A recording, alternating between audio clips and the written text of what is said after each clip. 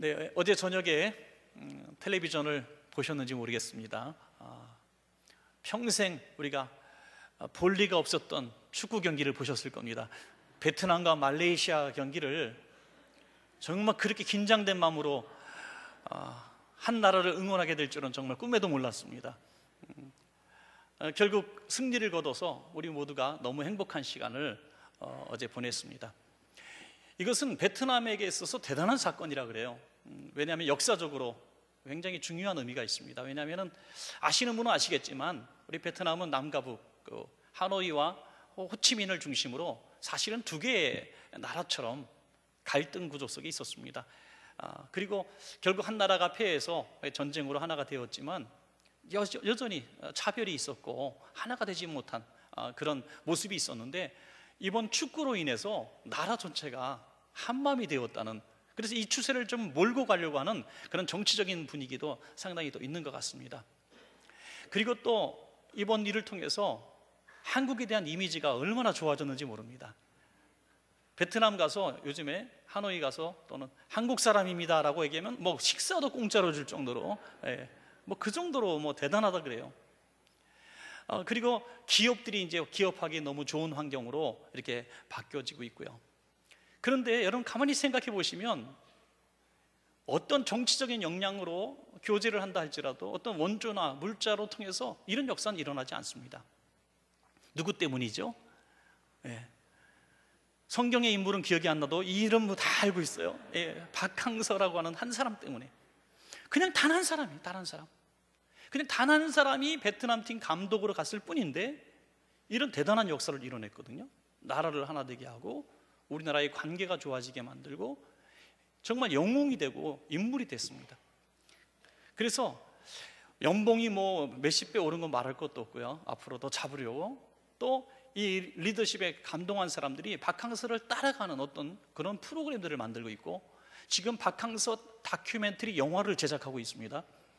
그리고 박항서라는 이름만 걸면 다 팔려요. 그래서 바카스가 박항서 바카스가 됐어요. 이거는 웃을 일이 아니라 저렇게 팔리고 있다니까요. 캐나다가 박항서 이름 그림만 넣어서 모델이 돼서 파는데 없어서 못 판답니다. 뭐 얼마 전에 20만 병이 팔렸다는 거, 대박이 터졌습니다. 박항서만 비비고 들어가면 다 되는 거예요, 여러분.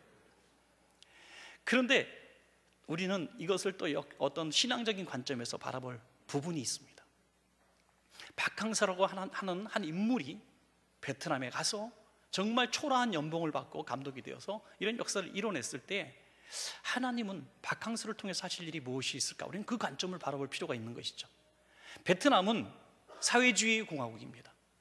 기독교인이 1% 미만. 어떤 분은 2%, 3% 얘기하는데 그거는 제가 전문 선교사한테 들으니까 옳은 얘기가 아니고요. 최고로 적게 보는 선교사는 30만 명 정도로 보고 있고 많이 보면 60만 정도 보고 있습니다. 그러니까 1% 이하예요. 그런데 1억이 다 되는 인구입니다. 1억이 다 되는 인구. 거의 기독교인은 없고 사회적으로 불이익을 당하는 것이죠.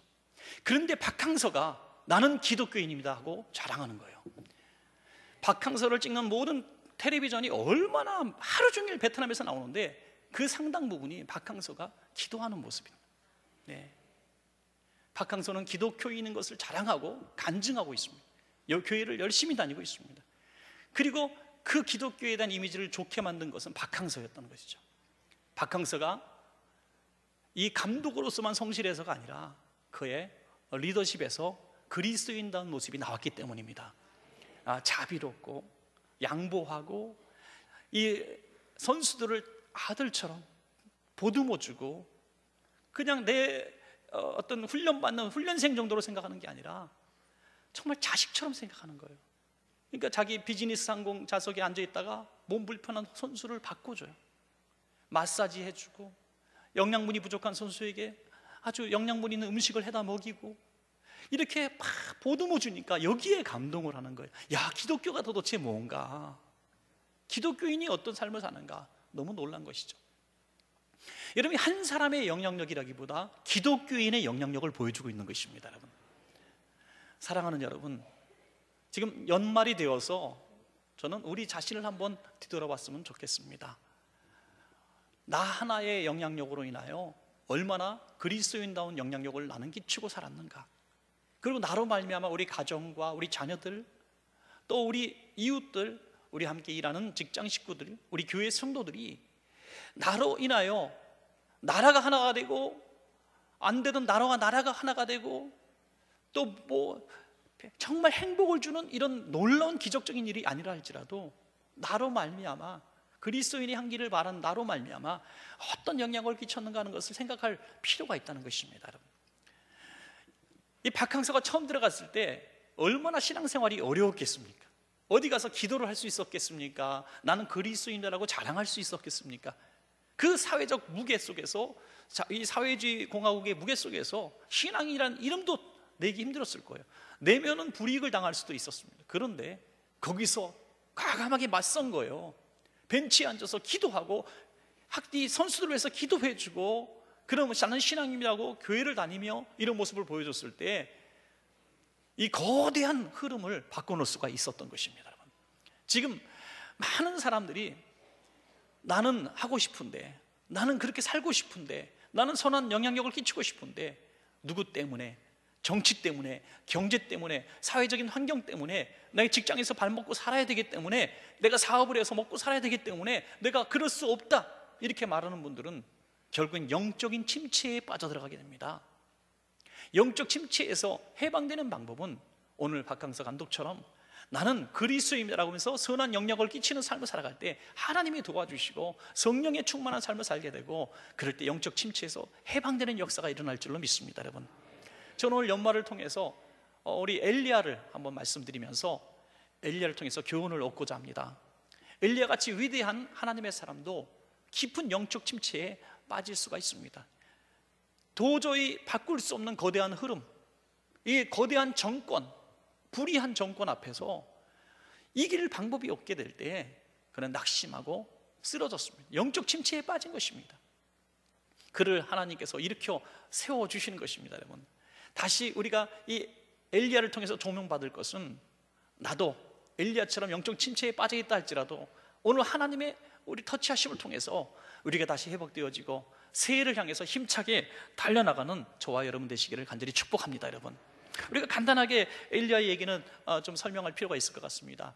엘리야 시대에는 아합 왕이 이제 다스리는 시대였습니다. 아합 왕이 이 이세벨 왕비를 맞이했는데, 이세벨 왕비는 우상 숭배자입니다. 그것도 아주 적극적인 우상 숭배자입니다. 자신이 올 때 이 우상 숭배자들, 제사장들을 데리고 옵니다. 적어도 850명 정도의 제사장들이 이 전역에서 이 제사를 집례하고 있었으니 온 세상이 다 우상단지 천지였을 겁니다. 그리고 이 어리석은 아합 왕은 거기 그냥 방조하는 것이죠. 그때 하나님의 명령을 듣고 쫓아가서 엘리야가 말하죠. 너희가 하나님을 섬기지 않기 때문에 기근이 올 것이다. 3년 6개월 동안 비가 오지 않습니다. 이 이세벨이 같이 온 이 우상은 농경신입니다. 농사신, 비가 내리게 하는 신이죠. 또 농사 잘 짓게 하는 신이면 하나님과 싸워서 비를 내리게 해야 되는데 기근이 이제 계속됩니다. 그러면 우리 신은 잘못됐구나 하고 회개해야 되는데 엘리야를 공격합니다. 너 때문에 비가 오지 않는다는 거예요. 선한 사람을 공격합니다. 그래서 엘리야를 죽이러 갑니다. 그때 엘리야가 큰 도전장을 내밀죠.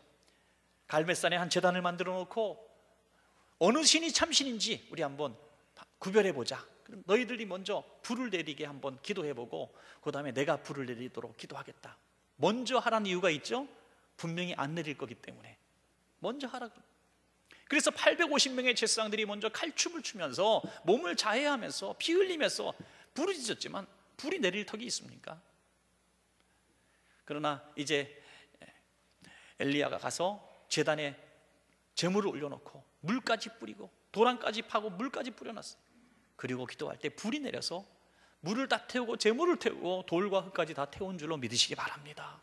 이 말씀대로 놀라운 역사가 일어난 거예요. 그러니까 백성들이 너무 흥분해서 이 850명 거짓 선지자들을 다 끌고 나가서 즉결 처형을 해버립니다. 피비린내 나는 처단식이 일어났어요. 그리고 하나님이 참신이라고 꿇어 엎드렸습니다. 이때 엘리야는 이제 끝났구나라고 생각했을 거예요. 야, 이제 끝났구나. 이제 드디어 하나님이 승리하셨구나. 그리고 이제 산에 또 올라갑니다. 이제 마지막 할 일이 남았어요. 비를 내려야 되지 않겠습니까? 기근이 있으니까. 그래서 7번에 걸친 간절한 기도, 간절한 부르짖는 기도를 해서 이번에는 비를 내리게 합니다. 기근이 끝났습니다. 이스라엘이 이제 하나님을 경배하는 것만 남았습니다. 이제 집에 가서 쉬어야 되겠다, 할 일을 다 했구나 하고 긴장감이 싹 풀어지는 그 순간에 이세벨이 말합니다. 내일 이맘때까지 내가 너를 죽이리라. 딱 하루 시한을 줍니다. 하루, 24시간 안에 내가 너를 죽이고, 내가 너를 죽이지 못하면 내가 죽을 거야. 최고 왕권을 가진 사람, 실권자입니다. 권세자입니다. 세상 권세의 우두머리입니다. 그가 죽이겠다는데 얼마나 두렵겠습니까? 그랬더니 조금 전에 불을 내리고 비를 내렸던 그 용맹스러운 그 용기는 다 어디 가고 유다의 광야로 도망가서 하루 종일 걸어다닙니다. 너무 상심했습니다. 너무 슬펐습니다. 이 백성이 돌아오지 않는 것도 너무나 속상했고, 내가 정말 많은 일을 했지만, 이렇게 수고하고 성실하게 하나님의 일을 했지만 돌아오는 곳이 없게 될 때, 보상받지 못했을 때 너무 마음이 슬픈 것이죠. 그래서 쓰러져서 하나님 앞에 이렇게 기도합니다. 하나님, 저 이 꼴 저 꼴 보기 싫으니까 저 차라리 하나님이 불러가 주세요. 어차피 저 내일 이맘때 죽을 텐데 저 원수의 칼에 맞아 죽느니 하나님의 손에 죽겠습니다. 저는 세상 권세에 도전할 힘이 없습니다. 이렇게 한 겁니다. 여러분, 실제로 이 건강한 영혼 상태에서 이 일을 만났더라면 좀 달랐을지 모르겠어요. 그러나 지금은 굉장히 지친 상태였을 겁니다. 그래서 쓰러져서 죽기를 구하는 그런 모습입니다. 이런 모습을 보면서 저와 여러분이 금년 한 해 살아오면서 많이 지치신 분들이 있을 거로 저는 그렇게 생각을 합니다. 일을 안 한 게 아니지 않습니까? 열심히 주의 일도 하고 세상 일도 했습니다. 누구보다 성실하고 정직하게 살아보려고 몸부림을 쳤습니다. 그 불의한 세력과 권세에 맞서서도 믿음 지키기 위해서 많은 손해와 피 흘림도 감수했습니다. 엘리야처럼 비도 내리게 하고 불도 내리게 한 분들도 있는지 모르겠습니다. 정말 힘들게 버텨왔지만 문제는 풀리지 않고 계속적으로 핍박이 다가올 때, 세상은 변하지 않고 사람은 변하지 않고 환경은 변하지 않을 때 나는 정말 쓸모없는 사람이구나 하면서 지쳐 쓰러지는 우리의 모습을 볼 수가 있는 것입니다. 이것을 저는 한마디로 영적 침체다라고 정의한 것입니다. 엘리야가 이 영적 침체에 빠진 것입니다. 이 엘리야를 다시 회복시키시는 하나님의 손길을 통해서 저와 여러분도 회복되어야 될 줄로 믿습니다. 저는 그래서 두 가지만 보겠습니다. 엘리야가 왜 영적으로 침체했는가, 그리고 하나님은 어떻게 그를 일으키셨는가, 두 가지만 보도록 하겠습니다. 첫째는 엘리야가 지쳤기 때문에, 너무 기나긴 영적인 싸움 때문에 피곤했기 때문에 영적 침체에 빠진 것입니다. 여러분, 오늘 함께 말씀을 한번 읽어보겠습니다. 열왕기상 19장 1절부터 우리 4절까지 같이 있습니다. 시작. 아합이 엘리야가 행한 모든 일과 그가 어떻게 모든 선지자를 칼로 죽였는지를 이세벨에게 말하니, 이세벨이 사신을 엘리야에게 보내어 이르되, 내가 내일 이맘때에는 반드시 내 생명을 저 사람들 중 한 사람의 생명과 같게 하리라. 그렇게 하지 아니하면 신들이 내게 벌 위에 벌을 내림이 마땅하니라 한지라. 그가 이 형편을 보고 일어나 자기의 생명을 위해 도망하여 유다에 속한 브엘세바에 이르러 자기의 사환을 그곳에 머물게 하고, 자기 자신은 광야로 들어가 하룻길쯤 가서 한 로뎀나무 아래에 앉아서 자기가 죽기를 원하여 이르되, 여호와여, 넉넉하오니 지금 내 생명을 거두시옵소서. 나는 내 조상들보다 낫지 못하니이다. 아멘. 여러분, 사람은 기계가 아니죠. 그렇게 고단한 영적 전쟁을 치르고 싸움을 했으면 한번 쉬어야 되는 겁니다. 휴가가 필요한 겁니다. 그런데 엘리야는 휴가를 보낼 시간이 없었고 바로 또 더 큰 세력의 공격을 받습니다. 그래서 유다 광야로 도망가는데, 좀 음식을 먹으면서 이렇게 쉬면 될 텐데 내일까지 나를 죽인다니까 멀리 도망가야 되지 않겠습니까? 그래서 시간이 있는 대로 멀리 도망가는 거예요. 빠른 걸음으로 그 떼약볕 아래서. 그러니까 얼마나 고단했겠습니까? 얼마나 긴장했겠습니까? 그리고 더 이상 힘이 없어 쓰러져 버렸어요. 얼마나 초라하고 얼마나 불쌍해 보입니다. 탈진이 온 것이죠. 여러분, 우리가 이 참 선택하지 말아야 될 선택을 하고 이렇게 돌아가시는 분들 보면 식사를 잘 하시고 돌아가시는 분들이 없어요. 식음을 전폐하게 돼요. 그리고 며칠씩 고민하고 잠을 못 잡니다. 그럼 저 판단력이 흐려지는 거예요. 그때 실수를 하게 되는 거죠. 엘리야가 지금 그런 상황에 놓인 거예요.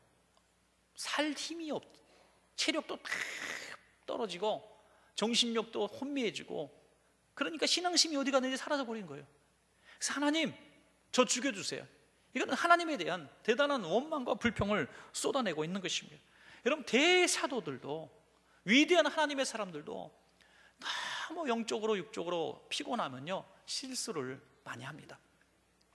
그런데 이 실수가, 이 모세나 엘리야 같은 이런 실수들은 사실은 이 백성들 앞에서 최선을 다한 자들의 그런 실망감이라고도 할 수 있죠. 모세가 얼마나 큰 영적 전쟁을 치렀습니까? 혼자 단신의 몸으로 애굽과 바로의 권세에 대항하지 않습니까? 내 백성을 풀어다오. 웃기는 소리 하지 마라. 그러면서 이 목숨을 건 전쟁을 해서 이 이스라엘 백성을 다 구원하지 않습니까? 이게 끝이 아니라 이제 광야로 인도해서 가나안 땅까지 인도할 책임이, 그에게 막중한 책임이 있었습니다. 백성들은 너무나 춤추고 감사한 건 잠시뿐이고, 조금 가다 보니까 힘들어요. 힘드니까 자꾸 불평을 하는 겁니다. 하나님이 만나를 내려주시고 반석에 물을 터뜨려 주셨지만 그거 갖고 부족한 거예요. 어떻게 밥만 먹고 사냐 이거예요. 반찬도 먹어야지, 그죠? 그러면서 고기를 달라고 옵니다. 고기를 달라고. 얼마나 한심합니까? 노예 생활하면서 무슨 고기를 먹었겠어요. 그런데 고기를 달라고 얼마나 고기가 먹고 싶은지 울었다 그랬어요. 어린아이들처럼, 철없는 아이들처럼 자기들이 노예에서 해방된 것만 해도 너무 감사할 텐데 감사를 잃어버리고 울면서 고기 달라고 통곡하니까, 예이놈들아 니네들이 그러면 되느냐? 모세는 그런 사람이 아닌 거예요. 모세는 아버지의 마음을 가진 사람이에요. 아버지가 무능해가지고 자식들 고기를 못 먹인 것처럼 생각해서 모세는 너무 괴로웠던 거예요.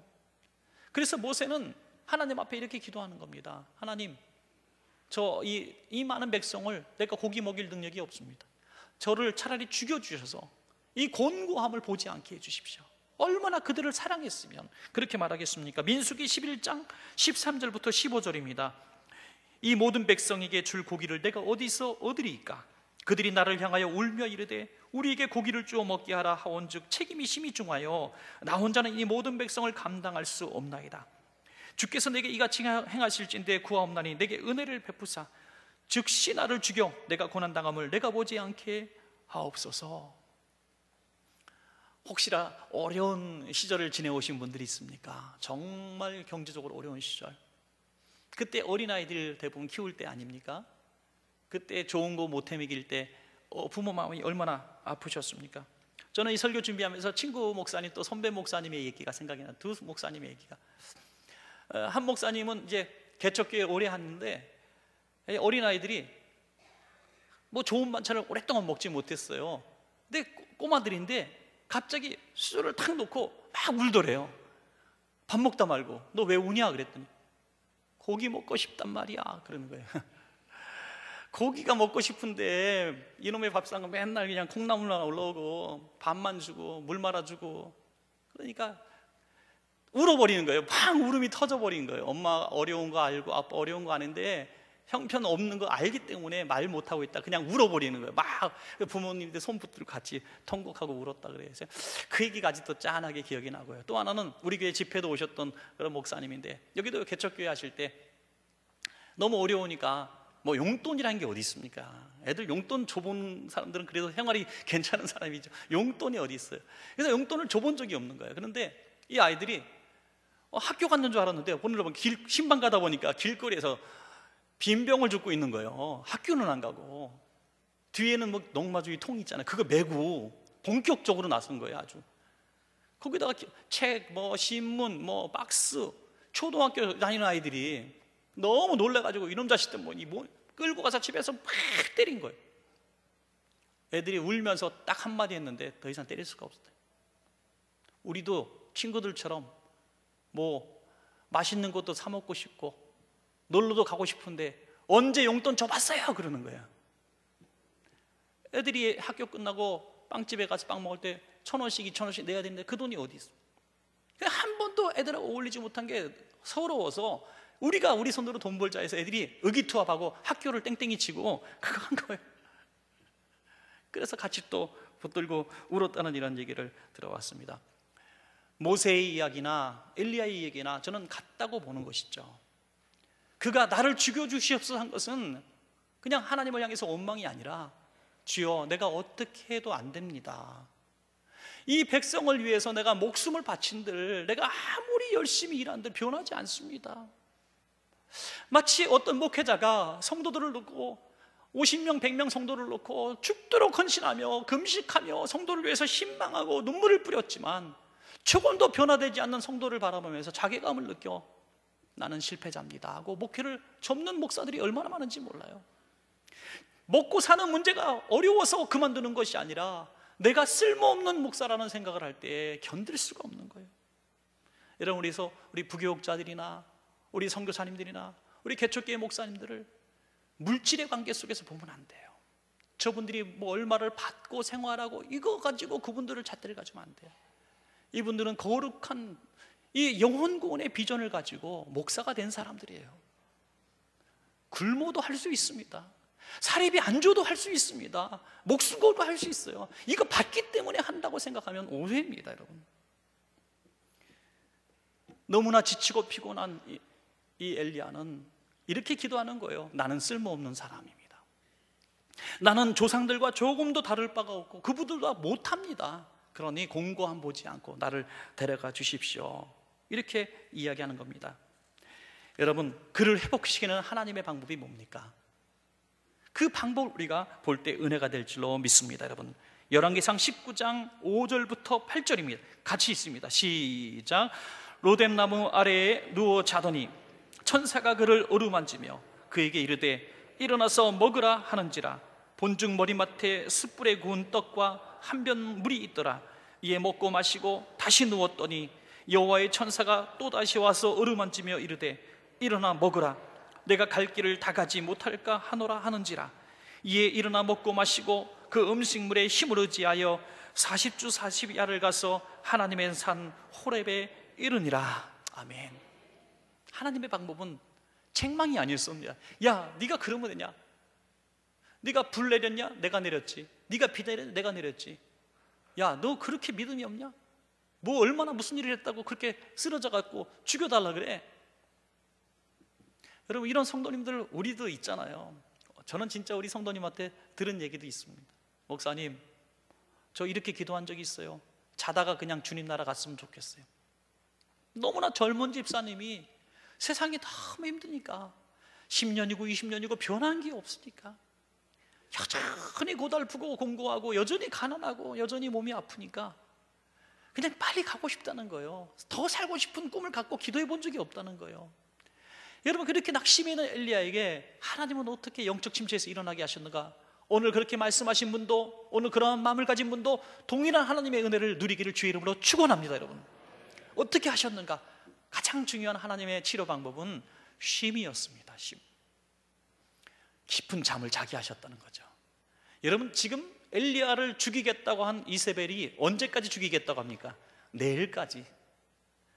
지금 24시간 안에 널 죽이겠다고 하니까 24시간 동안 멀리 도망가야 돼요. 그 이상. 그런데 그 안에 그냥 누워서 잠을 잔다는, 굴속도 아니고 처음에는 그냥 로뎀나무 아래에서 잡니다. 거기 잠이 오겠습니까, 여러분? 이게 잠을 잘 수 있는 게 기적입니다. 여러분, 정말 죽음의 공포, 실망스러운 일들이 있으면 잠이 안 와요. 불면증, 현대인의 가장 큰 질병 중에 하나가 불면증이고, 불면증이 유발하는 수많은 정신질환이 나왔습니다. 그래서 가장 많이 팔리는 약 중에 두통약, 수면제입니다. 이거 먹고 자야 되겠다는 거죠. 그만큼 우리 현대인의 삶은 잠을 잘 수 없게 만드는데, 엘리야는 뜬 눈으로 밤을 새워야 되는 사람인데 잠을 잤다고 했어요. 하나님이 재워주신 거죠. 그리고 얼마큼 자다가 하나님이 흔들어 깨웁니다. 일어날 때다 하면서 음식을 주는 거예요. 이제 한 병 물과 떡을 딱 숯불에 구워가지고 맛있게 준비해 주셨습니다. 갑자기 점심때가 돼가지고 이게 땡기는 분들이 있을 것 같아요. 숯불에 노릇노릇하게 쫙 구워가지고 그 떡만 주면 목에 걸릴까봐 불까지 탁 해가지고, 오늘 점심에 떡이 있나 모르겠네요, 식당에. 하여튼 물과 떡을 딱 준비해 주셔가지고 그걸 마음껏 즐기게 하신 거죠. 그리고 또 잠들어 버렸어요. 기절을 한 거죠, 기절. 그러니까 또 깨워주십니다. 또 물과 떡을 주십니다. 이것은 하나님은 우리 육체를 지으신 분이기 때문에 육체가 약함을 아시는 것입니다. 여러분 힘들고 너무 지쳤을 때 막 기도해서만 이기려고 해서는 안 돼요. 건강도 보충하고 잠도 좀 주무셔야 됩니다.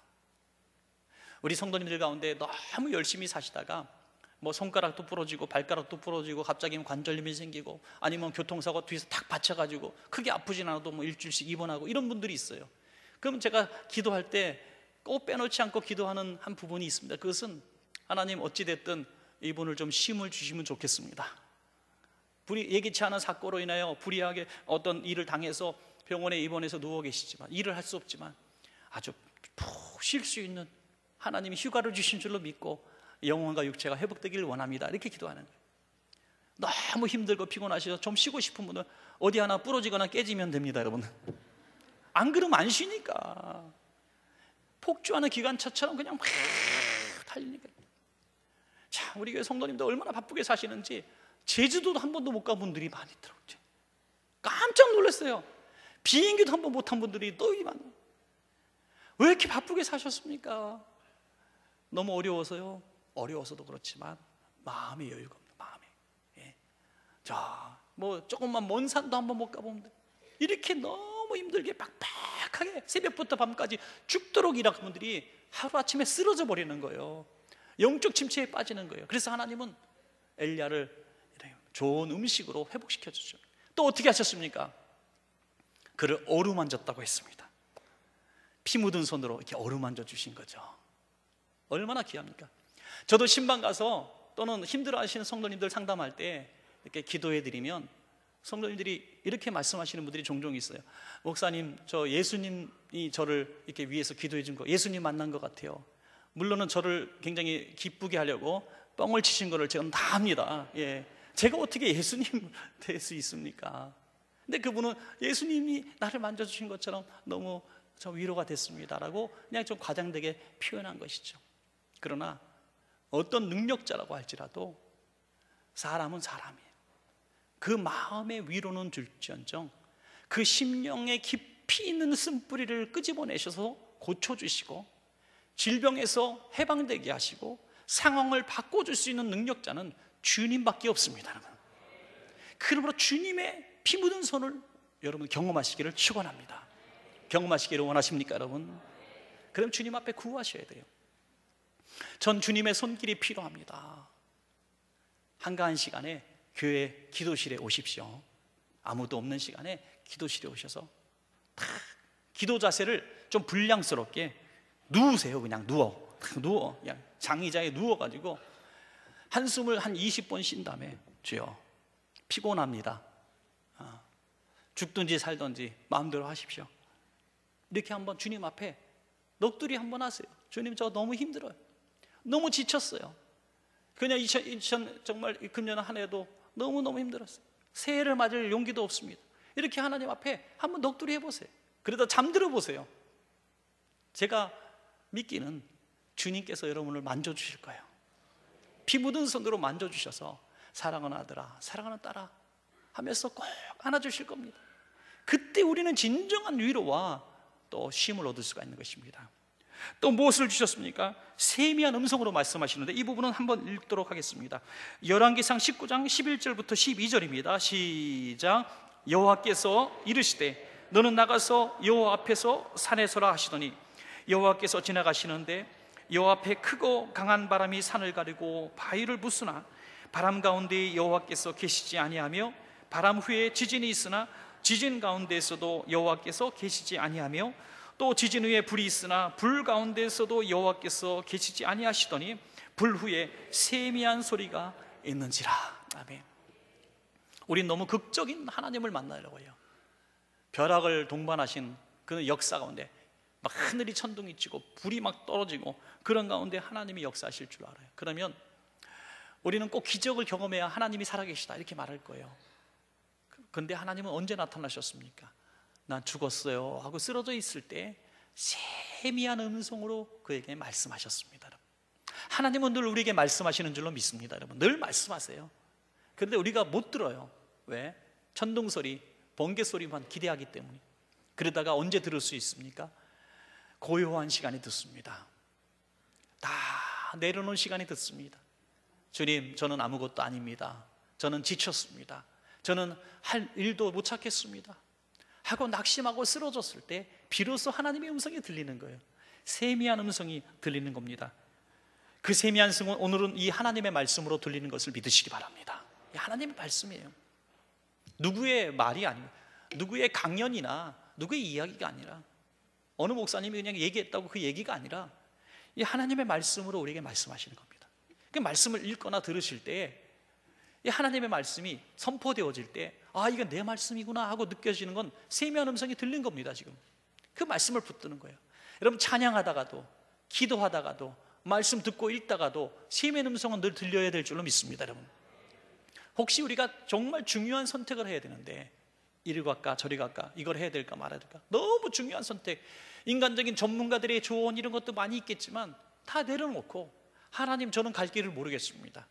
하나님, 제가 가야 될 길을 선택해 주십시오. 제가 어떻게 해야 되겠습니까? 라고 기도하십시오. 그리고 귀를 여십시오. 그러면 설교를 시간에 말씀을 통해서, 찬송 중에, 기도 중에, 또는 내가 조용히 길을 가다가 성령께서 탁 내 마음에 주시는 겁니다. 세미한 음성으로. 그게 하나님의 음성입니다. 여러분, 그걸 꼭 붙들고 선택하면, 밀고 나가면 넘어져도 일어나게 되고, 안 되는 것 같아도 한력해서 선을 이루게 될 줄로 믿으시기 바랍니다. 오늘 성도님들에게 이 영적 침체가 있을 때 이 하나님의 손길, 힘을 주시고 영양분을 보충시켜 주시고 또 위로하시는 손길이 있고 또 세미한 음성으로 이렇게 세워주신 것처럼 여러분 모두에게도 그런 축복과 또 위로가 있기를 간절히 축원합니다. 자, 마지막 두 번째로, 엘리야가 영적으로 침체된 것은 홀로 남았다고 생각했기 때문에, 나 혼자다. 여러분, 영적 침체는 고독에서 옵니다. 나 혼자밖에 없다고 생각할 때 영적으로 침체합니다. 교회는 공동체입니다. 가족도 공동체입니다. 세상도 공동체입니다. 함께하면 영적 침체에 빠질 틈이 없어요. 그런데 나는 혼자라는 생각을 하는 순간 영적으로 우리는 침체에 빠지게 되는 것입니다. 열왕기상 19장 9절부터 10절입니다. 시작. 엘리야가 그곳 굴에 들어가 거기서 머물더니 여호와의 말씀이 그에게 임하여 이르시되, 엘리야야, 내가 어찌하여 여기 있느냐? 그가 대답하되, 내가 만군의 하나님 여호와께 열심히 유별하오니 이는 이스라엘 자손이 주의 언약을 버리고 주의 제단을 헐며 칼로 주의 선지자들을 죽였음이오며 오직 나만 남았거늘 그들이 내 생명을 찾아 빼앗으려 하나이다. 그렇습니다. 엘리야가 지금 나만 남았습니다 라는 얘기를 이후에도 또 합니다. 나만 남았는데 나마저 죽이려고 하고 있습니다. 이렇게 고독한 생각하고 있어요. 여러분, 혼자였습니다. 엘리야는 혼자였습니다. 850명과 싸울 때도 자기는 혼자였습니다. 온 이스라엘이 엘리야 때문에 비가 내리지 않는다고 공격할 때 어느 의식 있는 한 사람이 깨어가지고, 야, 생각 좀 해봐라, 상식적으로 생각해봐라. 비가 안 오는 게 왜 엘리야 때문이냐? 저 이세벨이 데리고 온 신이 농경신인데 비 내리지 못하는 그 신이 문제지 엘리야가 무슨 문제가 있느냐, 이렇게 얘기했어야 됐습니다. 그러나 한 명도 엘리야 편에 변호하는 사람이 없습니다. 고독했습니다. 실제로 슬펐습니다. 그렇지만 엘리야에게 중대한 실수가 있었습니다. 그는 혼자가 아니었습니다. 그와 함께 하나님이 함께 하신 줄로 믿으시기 바랍니다. 하나님이 함께 하셨기 때문에 불을 내리고 비를 내렸던 것이죠. 엘리야가 내렸습니까? 엘리야가 이랬습니까? 엘리야가 자기 마음대로 선포했습니까? 다 하나님이 함께 하시고 하나님이 가르쳐 주신 거예요. 그래서 우리는 할 수 없지만 하나님이 함께 하시면 모든 것을 할 수 있는 줄로 믿습니다. 여러분, 이 사실을 엘리야는 잠깐 잃어버린 거예요. 마치 자신이 불을 내리고 비를 내렸는데 백성들이 회개하지 않는 것에 대해서 분노한 겁니다. 야, 내가 그렇게까지 했는데, 내가 이렇게까지 충성했는데, 내가 이렇게 위대한 업적을 쌓았는데 왜 나를 몰라봐? 피곤한 겁니다. 여러분, 그것은 일종의 불신앙이고 교만입니다. 여러분, 교만. 여러분, 한번 우리 마음속에 잘 한번 생각해 보십시오. 교회에서 내가 고독합니까? 나같이 내 마음을 알고 나를 도와주는 사람 한 사람도 없다고 생각하십니까? 다 비판적이고 다 나를 힘들게 하고 신앙생활 정말 편안하게 할 데가 없는 거예요. 전 세계 어느 교회를 돌아다녀 보십시오. 주의 일을 하려고 하면 항상 힘든 일들이 많아요. 비판하는 일들이 상당히 많아요. 그럼 어떻게 됩니까? 그럴 때마다 싸우고 내가 다시는 주의를 하지 않으리라 결심하고 그렇게 살아가야 되겠습니까? 그건 영적으로 고독으로 가는 지름길이라는 거예요. 그래서 저는 이렇게 생각합니다. 영적으로 침체에 빠진 사람은 사역 중에 영적으로 교만한 사람이고, 영적으로 교만의 결과는 영적인 고독을 낳는다. 예. 영적인 고독으로 빠짐. 세상적으로도 보십시오. 그래 너 잘났어 하는 사람 있잖아요, 그죠? 혼자만 잘난 사람이 있어요. 다 독불장군이에요. 막 자기가 제일 잘 알아. 막 다른 사람 얘기 듣지 않아. 그런 사람은 실제로 많이 알 수도 있지만은 교만한 사람이고요, 그 사람 곁엔 아무도 없습니다. 고독하게 될 수밖에 없어요. 하나도 그 사람을 슬퍼하거나 그리워하지 않아요. 교만한 사람은 고독합니다. 엘리야는 지금 이 순간에 영적으로 고독하고 침체에 빠진 것은 내가 했다고 생각하는 착각을 했기 때문입니다. 하나님이 하셨습니다 했으면 하나님의 위로가 임했을 겁니다, 여러분. 시골 교회들 보면은 어르신들이 논 팔고 밥 팔고 이렇게 진 교회들이 많이 있습니다. 시골에 그런 교회가 참 많은데, 본인의 할머니께서 교회를 이렇게 예쁘게 논 팔고 밥 팔아서 헌당하신 분이 있었다고 합시다. 그 후손들이 이제 그 교회에 계속 다니는데 3대째 주인 노릇하는 거예요. 이 교회는 내 교회다, 우리 할머니가 지은 거다, 그러면서 목회자에게도 함부로 하고, 또 성도들 들어왔을 때 마음에 안 들면 쫓아내고 아주 터줏대감 노릇을 하는 거예요. 여러분, 이러한 사람, 바로 내가 했다고 하는 교만 있는 거예요. 더 우스운 얘기 하나 드리면요, 제가 아주 친하게 지내는 목사님이 저 경기도의 한 교회로 부임을 하셨습니다. 꽤 규모가 있어요. 1000여 명 되는 교회인데, 피아노가 이렇게 강단에 있지 않습니까? 피아노가 있는데 피아노 위에 인형이 하나가 이만한 게 놓여 있는 거예요, 인형이.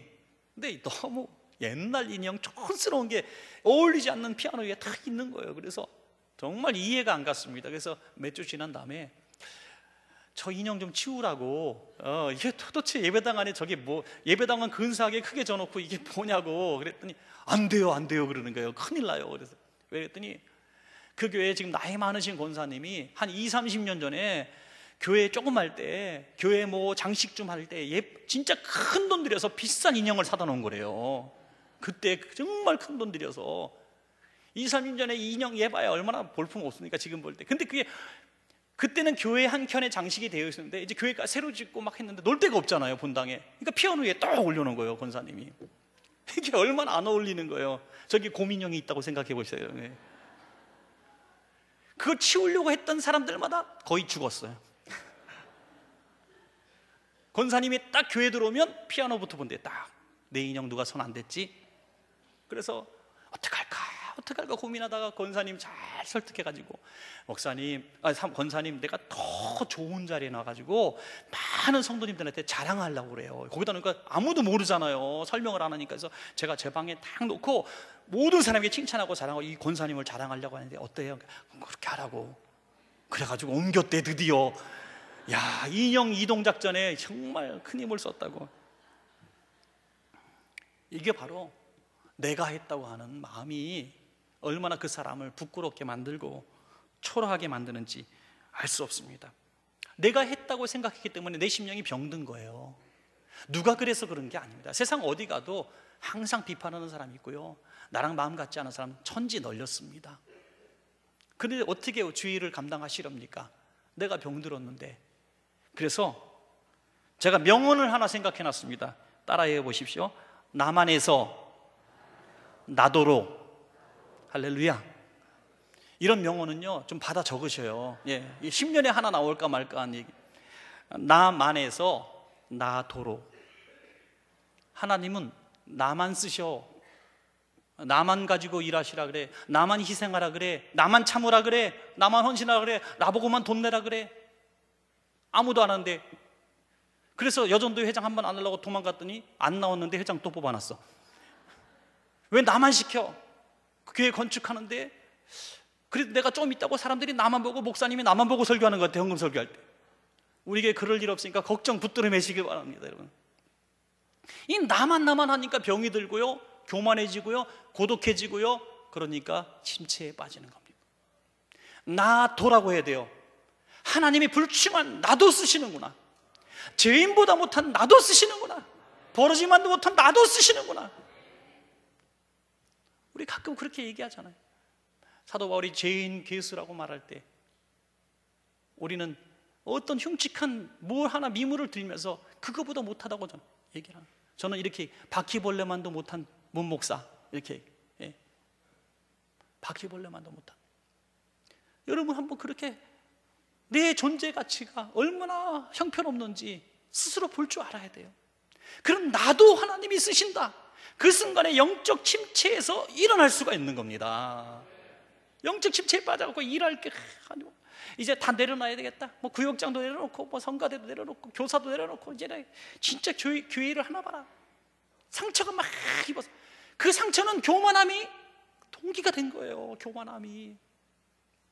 죽어마땅한 죄인을, 아무 쓸모없는 죄인을 하나님이 살려주시고 건강 주시고 일할 수 있는 재능 주시고 하셨다면 감격하며 일해야죠. 감격하며. 그 순간에 누가 뭐라고 그러든지 개야 짖어라 기차는 간다 하면서 그냥 주의를 하는 거예요. 주의를 하는 거예요. 왜 영적 침체에 빠집니까? 바로 모든 탓으로, 남은 탓으로 돌리기 때문에 영적 침체에 빠지는 것입니다. 하나님은 그를 어떻게 회복시켜 주셨습니까? 열왕기상 19장 18절입니다. 그러나 내가 이스라엘 가운데 7,000명을 남기리니 다 바알에게 무릎을 꿇지 아니하고 다 바알에게 입맞추지 아니한 자니라. 적나라하게 말씀하시는 것. 왜 너만이라고 생각하니? 너 말고도 많아. 내가 바알에게 무릎 꿇지 않은 너 같은 사람 7,000명을 예비해 두었다. 그 7,000명은 상당히 그 상징적인 의미를 갖고 있는 숫자. 실제로 7,000이라는 숫자가 아니라 그 7,000이라는 상징 완전수를 의미하고 있습니다. 하나님은 하나님의 쓰실 일들에 완벽하게 준비된 종들이 있다. 너만이 아니야 라고 책망하시는 거예요. 여러분 그렇습니다. 그 말씀을 들을 때 얼마나 우리가 부끄러워. 야, 너 아니어도 할 사람 많어. 네가 그만둔다고 교회가 무너지냐? 하나님이 일을 못하시냐? 야, 바캉스 하나 갖고도, 예? 베트남을 들었다 놨다 하시고 교회들이 붕대게 하실 하나님을 우리는 볼 수 있는 겁니다. 여러분, 하나님은 정말 생각지 못했던 사람을 또 이렇게 세워주시더라고요. 이렇게 세워주셔요. 그래서 맞춰주시더라고요. 이렇게 다 맞춰주셔요. 너무 신기해요. 어떤 분은 너무 생활이 어려워서 요즘에 어려워하면 또 어떤 분이 하나님께서 부흥시켜 주셔 어디 예산을 다 맞춰주시는 거 보면요, 그것도 신기해요. 너무너무 신기합니다. 쓰임받는 것이 축복인 줄로 믿습니다. 여러분, 제가 그 이대희 목사님이 쓰신 그 다윗처럼 기도하라는 책을 잠깐 보다가 이 부분을 봤습니다. 이 목사님이 이제 친구 목사님이 기도원 원장이신데 이제 그 기도원으로 이제 기도하러 또 친구 만나려고 하다가 너무 좁은 길이고 깜깜한 밤이라서 잠깐 미끄러져 갖고 차가 낭떠러지로 팍 굴른 거예요. 얼마나 깊은지도 모르잖아요. 차가 딱 도는 순간, 딱 뒤집혀지는 순간, 그 짧은 순간에 오만 가지 생각이 나면서 회개가 나오더라는 거예요. 제일 먼저 나온 기도는 뭐냐면 이렇게 죽으면 안 되는데 이렇게 죽으면 안 되는데 나 아직 할 일이 많은데 나 지금 목회 잘 못했는데 목회할 일 많은데 성도들은 어떡하고 교회는 어떡하고 그 생각이 확 들더라고요. 제일 먼저 뭐 은행의 잔고가 생각이 나는 게 아니라 산 집이 생각이 나는 게 아니라 사명이 생각이 나더라는 거예요. 또 하나 탁 생각나는 게 회개가 나오는 거예요. 나 불충했습니다. 하나님 한 번만 살려주세요. 한 번만 살려주시면 내가 더 열심히 일하겠습니다. 그런 회개 기도가 나오더라는 거예요. 그리고 차가 팍 돌다가 거꾸로 콱 박혀서 천장에 딱 매달린 거예요. 안전벨트 맸기 때문에 대롱대롱 매달릴 때 잠시 의식을 잃었다가 정신을 이제 차린 겁니다. 정신 차려보니까 대롱대롱 매달려 있는 거예요. 얼마나 깊은지도 모르고. 그래서 막 사력을 다해서 이제 밖으로 나왔더니 사람들이 웅성성 막 모여있고 난리가 났어요. 조금 있다 이제 소식을 듣고 기도원에서 목사님도 내려오시고 병원에 가라고 난리예요. 사람들이 병원에 가라고. 지금 당신 병원에 가 있는다고, 정상이 아니라고. 그런데 그 절룩이는 몸으로 그 목사님을 따라 다른 데 가지 말고 기도원 가자고. 기도원에 가서 자기 인생을 돌아볼 때 가장 순결한 기도를 그 시간에 기다렸다. 그 기도가 뭡니까? 이렇게 기도했다고 해요. 하나님 감사합니다. 저 하나님의 은혜 아니면 살 수 없습니다. 이제부터 한평생 주님을 위해서 일하겠습니다 하는 거죠. 지금까지 내가 했다고 생각하고, 내가 열심히 일했다고 생각, 내가 헌금 드렸다고, 내가 충성했다고, 내가 주님의 일을 했다고 생각했는데 하나님이 하게 하셨기 때문에 한 것을 그때 깨달은 거예요. 하나님이 건강 주시고, 그렇게 직장도 주시고, 사업체도 주시고, 그런 직분도 주셨기 때문에 했다는 것을 그때 깨달은 거예요. 하나님이 가져가시면 아무것도 아닌 거예요. 나는 하나님이 너 끝이야, 너 안 돼, 쓸모없어 하는 순간 난 아무것도 아닌 거예요. 그래서 그 사실을 깨닫고 쓰임받는 것이 얼마나 기뻤던지. 혹시라도 사명 때문에, 직분 때문에 영적 침체에 빠진 분들이 있습니까? 오늘 하나님이 우리를 연장시켜 주신 것에 대해 감사하시고, 쓰임받음에 감사하시고 감격하며 일하시기 바랍니다. 그 순간 영적 침체의 늪에서 우리가 일어나고 누구보다 건강한 신앙생활을 하게 될 줄로 믿습니다. 하나님 우리를 동역자를 붙여주셨어요. 함께 일하라고 붙여주신 거예요. 너만 하지 마, 내 예비된 종들과 함께 해라 하면서 직후에 보여주신 정확한 증거가 나오는데, 이 사건 바로 직후에 열왕기상 19장 바로 19절에 엘리야가 거기서 떠나 사밧의 아들 누구를 만납니까? 엘리사를 만났다. 딱 붙어서 수종을 들더라 여기까지 나옵니다. 엘리사가 너무 외로워요, 고독해요, 나만해요 하니까 아니야, 동역자 7,000명이 있고 완전한 숫자가 있고 내 수제자 하나 붙여줄게 하면서 엘리야를 딱 붙여줘서 수종 수발을 들게 하면서 엘리야를 위로하는 이런 역사를 이루어 주시는 것입니다. 이래서 엘리야는 다시 영적 침체에서 일어나서 위대한 그 이후의 사역도 감당한 줄로 믿습니다. 여러분 말씀을 맺겠습니다. 연말이 됐고 또 1년이 됐지 2년이 되었는지는 저는 알지 못하지만 오랫동안 너무 고단한 삶을 사신 분들이 오늘 많이 계실 겁니다. 기도해왔고 열심히 충성해왔고 신앙생활 열심히 하려고 몸부림쳐 왔는데 아직 응답이 없고 해결되지 않은 문제 때문에, 이루어지지 않는 소원 때문에 힘들어하는 분들이 있을 거예요. 그래서 우리는 쓰러져서 아유 난 쓸모없는 인간인가 봅니다, 하나님이 저 복 안 주실려나 봅니다 하면서 낙심하고, 엘리야처럼 차라리 저 데려가 주세요 이렇게 낙심하고 있는 분들이 있는지 모르겠어요. 이건 영적 침체라고 저는 정의했습니다. 영적 침체예요. 환경 때문이 아니었습니다. 상황 때문이 아니었습니다. 내가 무능해서가 아니었습니다. 내 안에 마귀가 역사한 거예요.